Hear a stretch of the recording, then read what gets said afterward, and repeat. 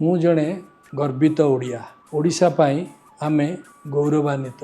उत्कल दिवस अवसर में मन पकाऊँ परम श्रद्धा सह स्वतंत्र ओडिशा गठन करार मुख्य बिंधाणी मधु बारिस्टर को कुलवृद्ध मधुसूदन दास। ओडिशा स्वतंत्र करने सबुठ बड़ भूमिका से सबुठ बेसी संग्राम करते कि दुखर कथा से निजे देखिपारे ना। आम आउ जन मन पकड़ा उचित सी होती व्यासकवि फकीरमोहन सेनापति। दिन थिला जिते ओडिया भाषा को मारिदेवा चेष्टा कराला से समय क्षुद्र गल्प और ओडिया साहित्य अवदान द्वारा से आम भाषा को खाली दृढ़ कले ता नुहे स्वतंत्र ओडिशा गठन अवदान रहा।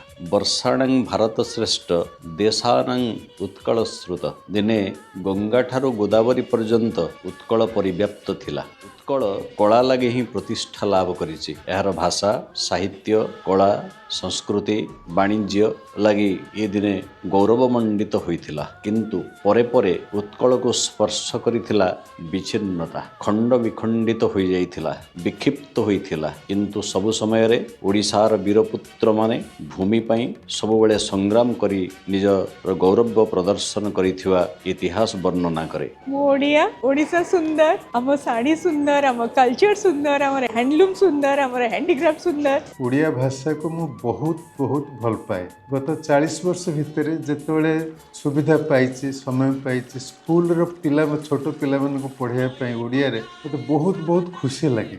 उत्कल दिवस हार्दिक शुभेच्छा एवं अभिनंदन। उत्कल दिवस हार्दिक अभिनंदन।